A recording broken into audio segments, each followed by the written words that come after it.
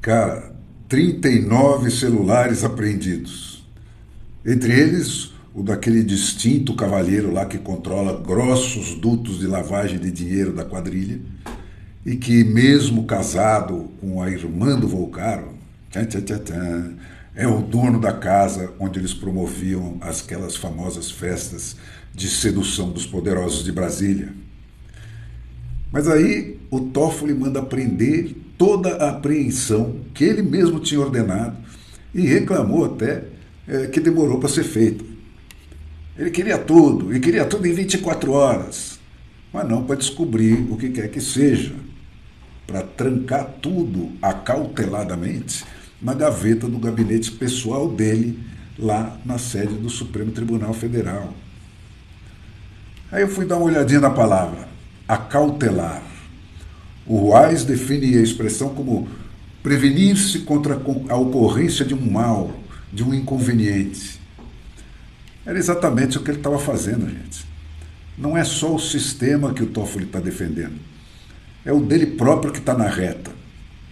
Os irmãos, o primo, a família Toffoli inteira está nisso até o pescoço, se lambuzando não só com o Vorcaro e aquela arapuca do Master, né, aquele banco que começa e acaba com os consignados do Lula, né, entregues a ele lá pelo PT da Bahia, Jacques Wagner, Rui Costa, enfim, a primeira linha abaixo do Lula, né, mas também, principalmente, com essa REAG, né, e esse José Carlos Mansur, que lavava dinheiro até para o PCC.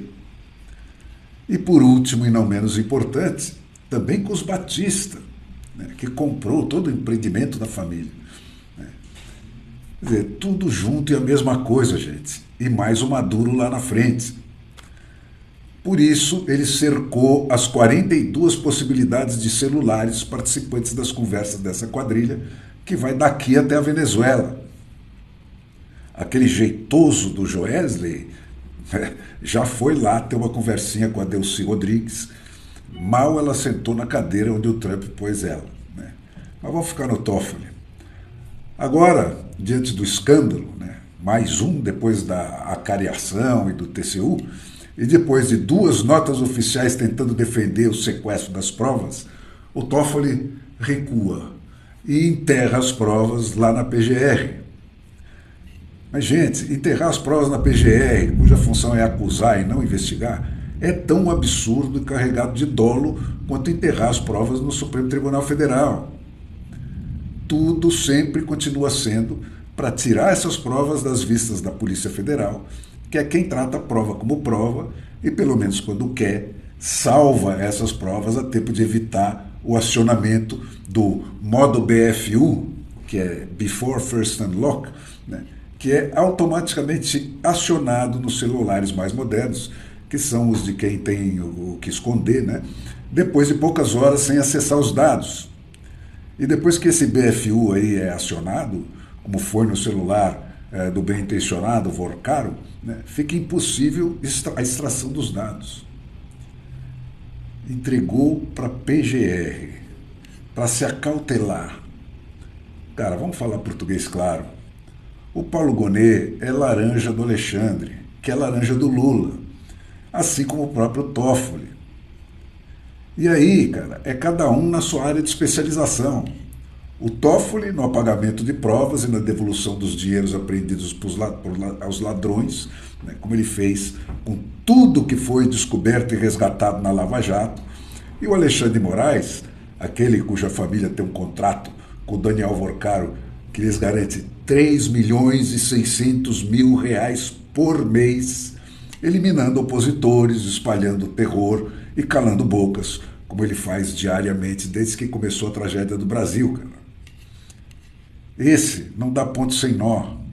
Agora mesmo, aproveitando a presidência interina do Supremo Tribunal aí durante o recesso, o primeiro ato dele foi usar essa posição em causa própria, né, sem consultar ninguém, como sempre.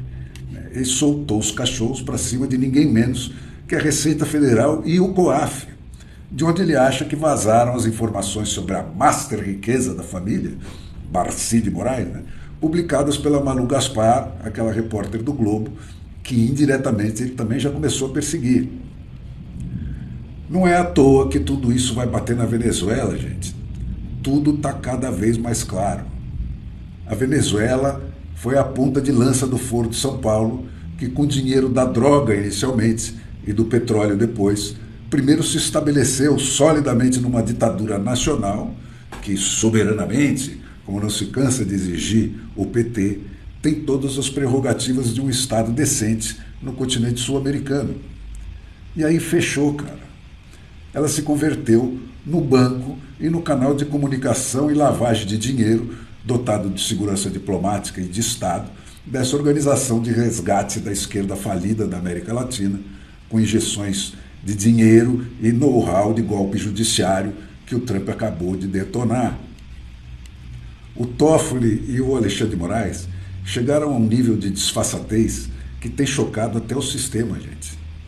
Mas a imprensa, que tomou poeira do Congresso Nacional e hoje faz campanha, grande parte dela faz campanha contra o Congresso Nacional, está ficando para trás até do cerne do sistema, né, que tem vazado o seu repúdio a tudo isso. E com medo de que tudo acabe indo à breca, já tenta até impor um código mínimo aí de comportamento explicitamente dirigido a essa dupla escandalosa e mais ao decano dos patrocínios.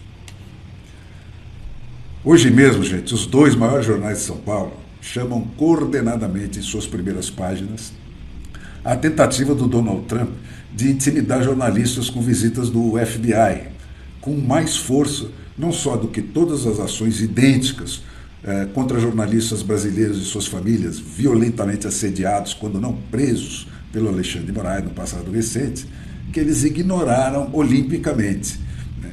Mas também com mais força do que a última fresquinha do dia, essa do Alexandre de Moraes, intimidando ninguém menos que a Receita Federal e o COAF, por suspeita deles terem passado informações para a imprensa. O Estadão deu pelo menos um registro na primeira página. A Folha não deu nem isso. Mas para os dois, mais importante que isso é bater no Trump, que livrou a Venezuela do Maduro. Gente, senhores jornalistas, senhoras jornalistas, olho no olho, cara. Não dá mais para fingir que leva a sério a quadrilha que protagoniza escândalos desse calibre, uns atrás dos outros, e se apresentar como defensora da democracia. E vocês toparem isso e quererem ser levados a sério como jornalistas. Não dá mais para não ver aquilo que até o Edson Fachin confessa que está vendo. E continuar autorizando o assalto ao Tesouro Nacional e o assassinato da democracia brasileira, que tem sido esfregados na sua cara dia após dia.